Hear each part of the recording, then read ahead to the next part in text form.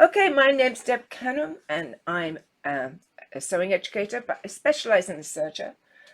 And I'm glad to see so many of you are coming in with euphorias because I'm actually going to do cover stitch tonight, which I don't often do because I know not everybody has cover stitch, but sometimes we just have to deal with those things. So if you have a serger and you don't have cover stitch, I hope you will stay watching and see what it is that makes the cover stitch such a great machine, particularly if you like doing knits, because that's what I'm going to do tonight. We're going to do hemming. So let me tell you a few things about cover stitch. First of all, when I'm working on a knit, now, you know, the problem with having a conversation about knits is they're also varied. There's so many different knits. Some knits don't even stretch. So, you know, you have to bear in mind what fabric, what knit you're working with. But this is what I say to you. It doesn't matter what knit it is. Always try it out first. Have a practice. See how it goes. You may have to alter your tensions and all sorts of things. But in the main, I'm talking more about techniques tonight.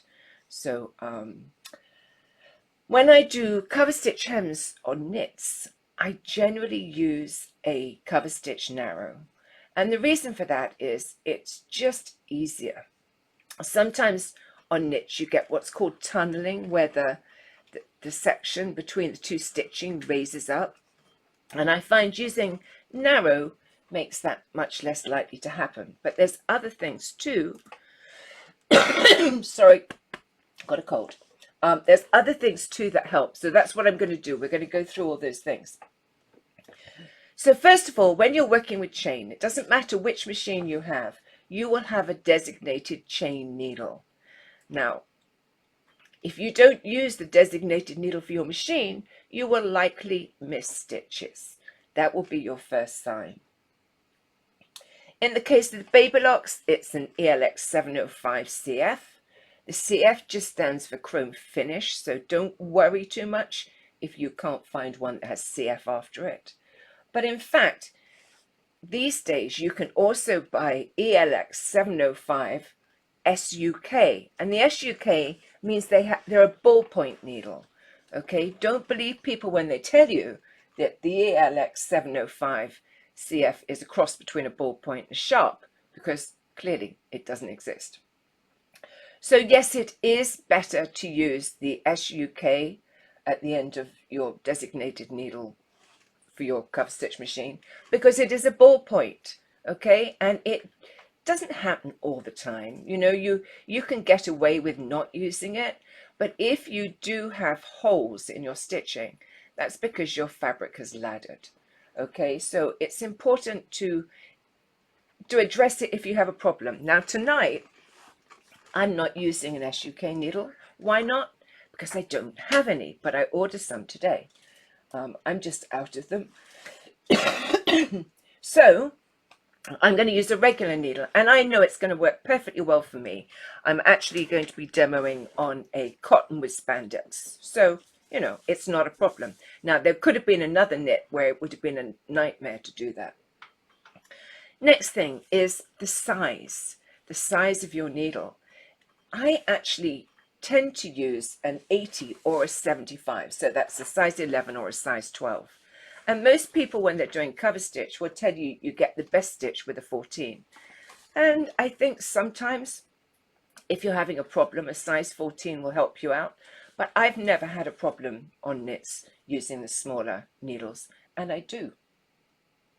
So tonight I'm using a 12. So what kind of threads do you use with cover stitch? Well, for a cover stitch hem, you can certainly use any thread really. The ones I would be a little bit cautious about is the stretch threads. Now, I like stretch threads and I have used them throughout, but just this is a stretch thread and it's kind of like a woolly nylon, but it's a bit thinner, and I don't recommend using that in the chain looper when you're doing hemming, and I kind of explain it as I go along. I'm not saying you can't, or you can always try it out, but if you have a problem, that would be the first thing I'd look at. So let's talk about how to get a drink of water. let's talk about how stretchy is cover stitch. Well, for me, I never really call it stretchy. I call it, I say it has give. Okay, so that's how I view cover stitch. But there are ways to make it stretchier. So let me just talk about that for a minute before I go on to show you. I am going to show it to you. But I often see people say that they've cover stitched the bottom of a pair of leggings and the stitches pop, come undone. And actually that can happen anywhere if you don't lock up your threads, which I'll show you next week. But one of the main causes is it's stretched beyond its ability to stretch. And the easiest way to solve that problem is to use a smaller stitch. A smaller stitch will give you more stretch. And also, take your tension down on your chain looper to 0. That will help too. So I think I said at the beginning that the biggest problem we have with cover stitch, I think, is tunneling. It's where you get that raised section between the 2 rows of stitching. And what we're going to do is look at a few ways we can get around that. The other thing, I never ever use knits and don't use the differential feed. It's really one of the best things about this machine, and so I use it.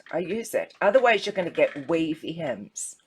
Okay, and I know some people stitch it and look at it and they think, oh, there's lots of little marks in there. That's actually just the feed dogs doing their job.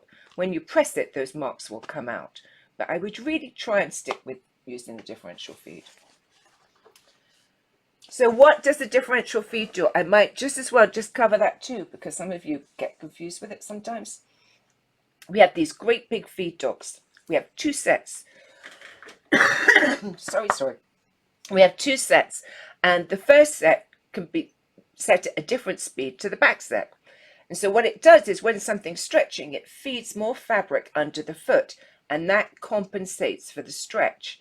And I'm sure you remember I've shown you how when you sew knits, sometimes the stitch falls off the edge, and that's where it's stretching under the foot before it gets back to the stitch finger where it lays the stitch down. So by increasing the speed of the way where the fabric's being fed in, feeding more fabric in, compensates for the stretch, and you get a much better stitch. And you don't have that on a sewing machine. That's why the serger and the cover stitch machine are so great for knits. So what I think I will do, I will carry on talking because actually I've still got some more things to say. So a lot of people talk about using tapes and things to secure their hem before they sew it, and you certainly can, and we will cover that in a minute. But I just press mine up. I just press it up. I use steam, a good press, and it stays there. And that works for me. I only use tape when I'm showing you guys how to use tape. Now there could be a fabric that I might use tape on, but so far I just press it well with steam, let it dry, and I don't pull it, and it works perfectly. So let me show you some tapes. In fact, let me have a quick look and see if there's any questions. I don't think there will be because I haven't really gone anywhere with this yet. How do we get rid of tunneling? How do you get rid of tunneling? I'm getting there. You do jump the gun. So you can use, as I said, I just press and go. For me, that works really well. But some people like to use tape. So let me just show you. This is my favorite tape. And I'll hold it up so you can see it. It's Soki's Knit Stay Tape Interfacing. And it comes in ivory and black. Okay, and the idea behind it is that you iron it on. Well, actually, no. Let me tell you the way she does it. The instructions, which I only read this afternoon, of course, says that what you need to do is you need to, one side of it is fusible and one side is not.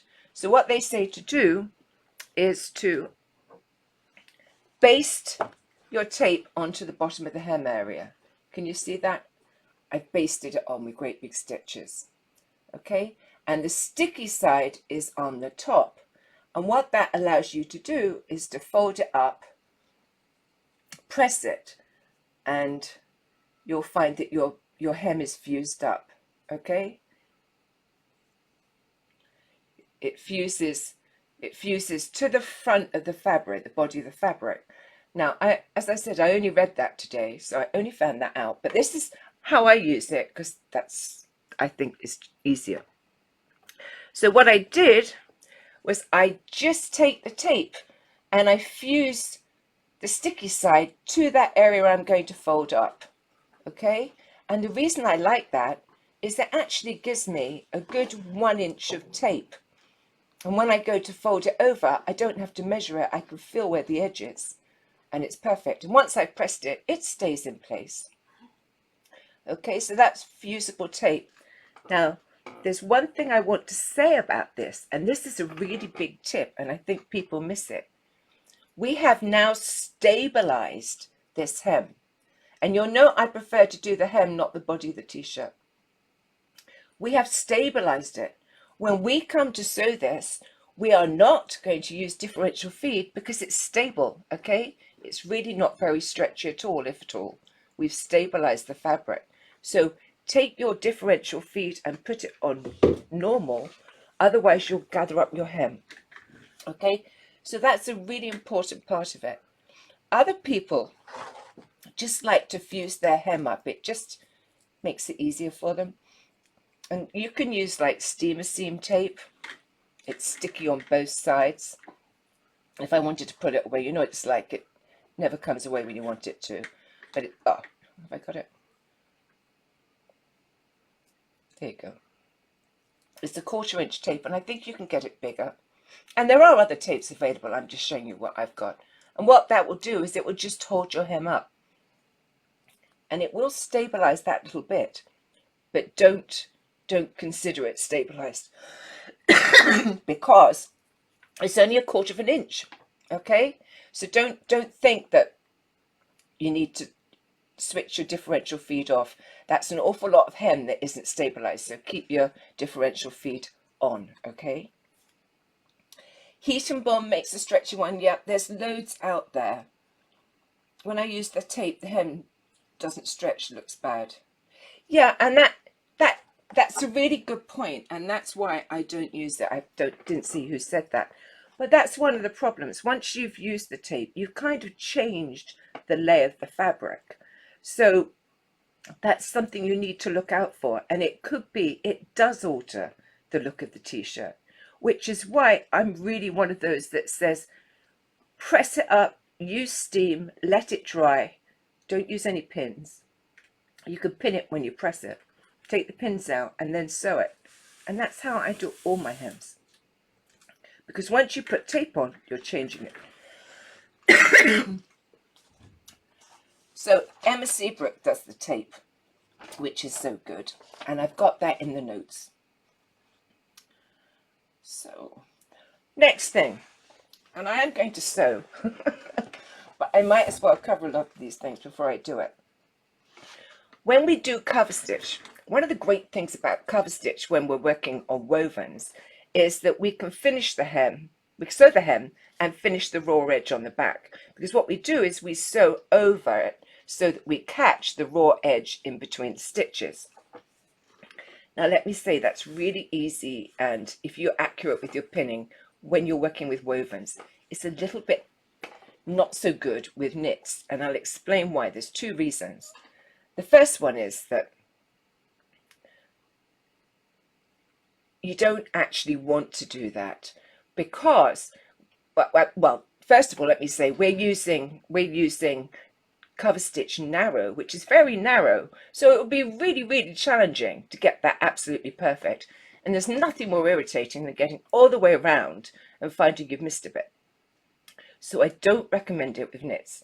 And another reason for it is actually with knits, we really don't want to be getting one stitch in the hem, in the two fabrics, and one stitch in the body of the garment, only a single fabric, because that's very likely to give us tunneling, okay?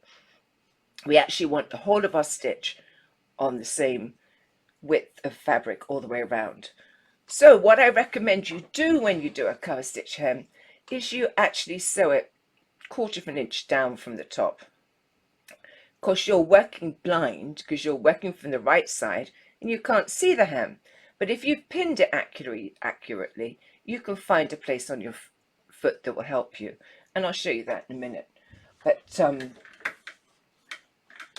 there was something else I was going to say on that. If you don't like the fact that there's still some fabric showing when you've finished, and I'll show you that, then you can always trim it off carefully afterwards. So just let me have a quick look for questions. What about a hem that isn't straight? Okay, I'm just going to cover that briefly.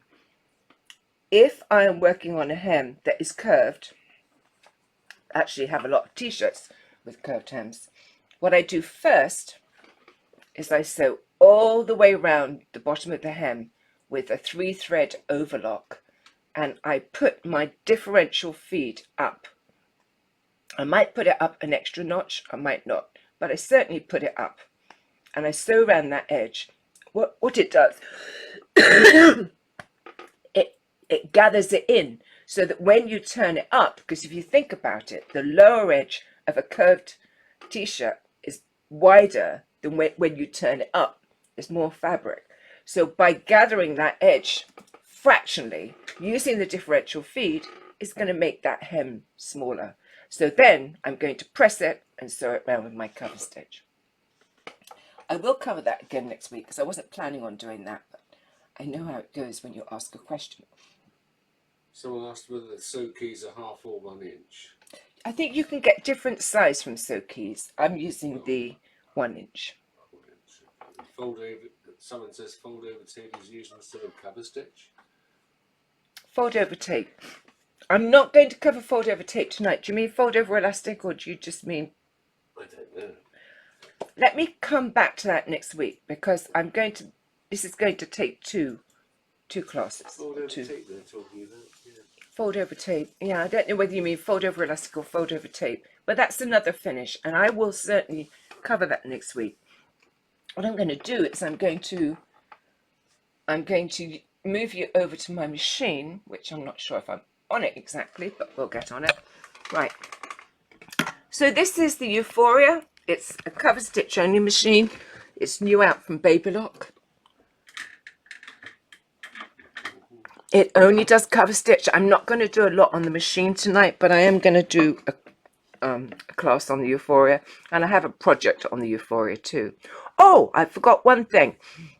Say you don't have, just bring it back in. Say you don't have tape, you don't have this kind of tape, then you can use interfacing, but it has to be woven interfacing. Woven interfacing isn't that paper-like stuff that you get from Pellon. Can you see it's kind of woven, all right? But this is regular. But if you cut it on the bias, then you can use that for making strips to fuse your hem down. And it comes in cream and black, and I actually, you know, I always use Palmer Plesh Perfect Fuse Shear. Cut on the bias, then it has some stretch. Right, so let me just get on to how I work out what I'm doing with doing hems. Oops. Right, so the first time round I find a piece of fabric that's the same as what I'm going to use, and I'm set up for cover stitch narrow, and I'm going to follow the lines on this foot, and that should be fine. But I'll go on to hem guides and things next week. We're just going to cover the basics tonight on this. And what I'm going to do is I'm going to start off with my stitch length, because you know this is chain stitch. There aren't a lot of controls for chain stitch. I have my chain looper on 0 because I told you that a lot of the time tunneling is caused by the chain looper being too tight. So I just keep mine on 0 for this. And what I'm going to do is I'm going to decide what stitch length to use. So I'm going to start off using a stitch length 4. And I'm using my differential feed on 1.3. You can probably see it working. And then I'm going to go down to a 3. And then I'm going to go down to a 2. And I'm probably not going to go down to a 1. I'll just do a little bit of 1 because it could break my thread. Way too small, I knew that. So I'm just going to go back up to 4. And remember, if you're using chain stitch and you have stitch length 4, you can just stitch straight off and create a thread chain. It needs to be on 4.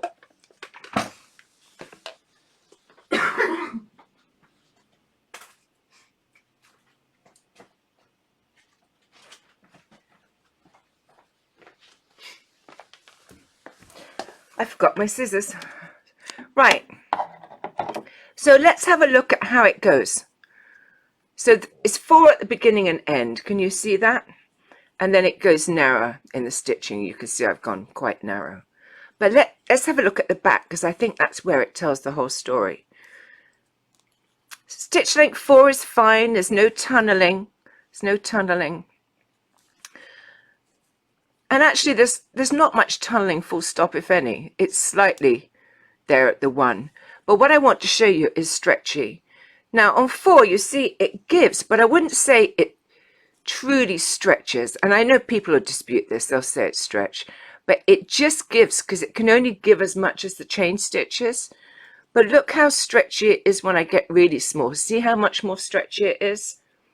Smaller stitches make it stretchier, okay? So if you're doing something like a pair of leggings, something that really, gets stretched out, then definitely go smaller on your stitch. It will help you. So that is the back. And as I said, 4's not that stretchy. 3's probably better. 2 and 1 are great. And there you have it. Now on most t-shirts, I actually don't need a lot of stretch on the bottom edge. So often I stick to 4. You can change it. You don't have to use same as me. I just tend to use 4 because I like to run it off and lock the stitches. And next week we'll do it in the round. So let me just put it on. I've got it on 4 now, and I'm now actually going to properly sew something. I've told you my chain loop is on 0 and my differential feed's on 1.3.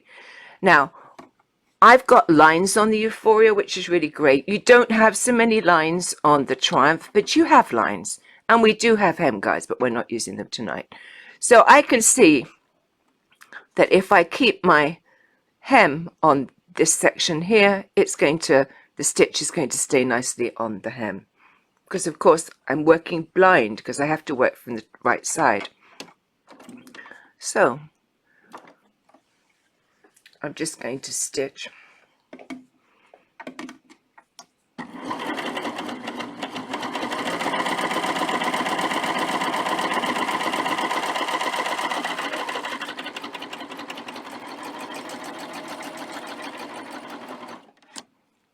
And there you have it. Do you see how nice it is? I could make the stitch slightly smaller if I wanted to. It's good on the back.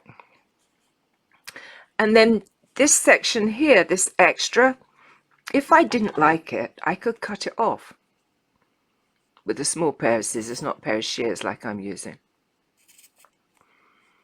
But it's not going to fray. Let me just add in that if I'm using a sweater knit, see, I've cut it off and it looks quite nice still. If I'm using a sweater knit, something like a sweater knit could fray. And then I would actually be quite tempted to use a flat lock stitch in my blind hem foot and do it on my serger and not cover stitch it.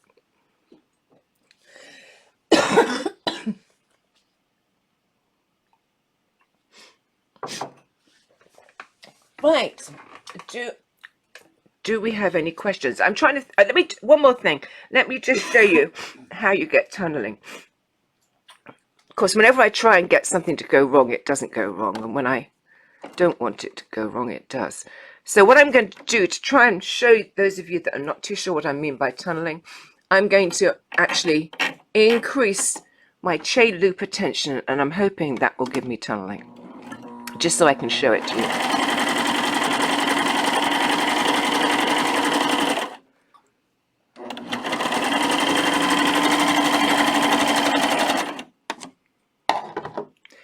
And yeah, I have slightly. It's not huge, but you can see it. Do you see how it's raised compared to the other one? It's not hugely showing, but tunneling's where this area here gets raised. And oftentimes, just pressing it will solve the problem. But, you know, my advice is just to reduce that tension on the chain looper, and I think you'll be happy with your result. So, any questions, Richard? Yeah. He said no. Does that mean you didn't understand any?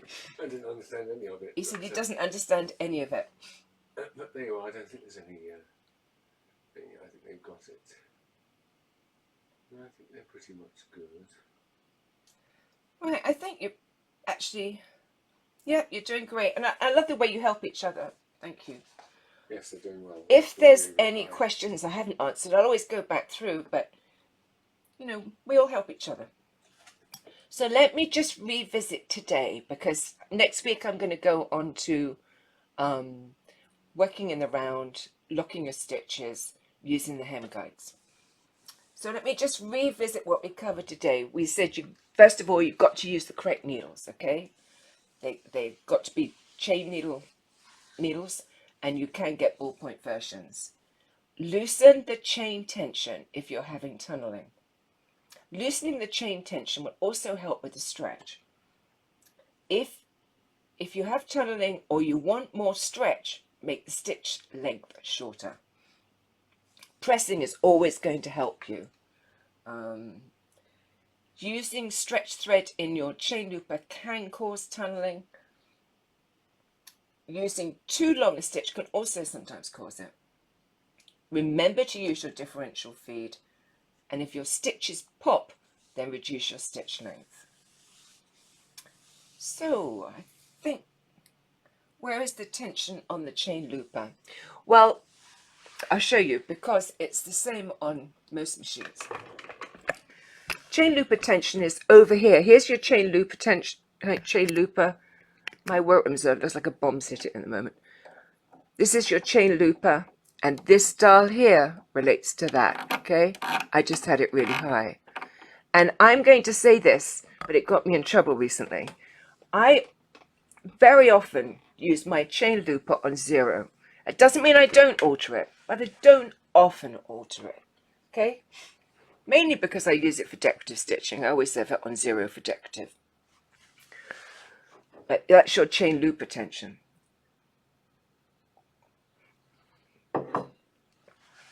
Right, bring it back round. Okay, so just to cover the next few things, next week I'm going to do more on it. I've just released the Ahoy bag on my Teachable site. If you're interested in doing the class, do a search in Google for Deb Canham Teachable, and it will come up. It's going to be $65. It's $50 until Wednesday morning or midnight Tuesday. So if you want to purchase it, it's $50 at the moment.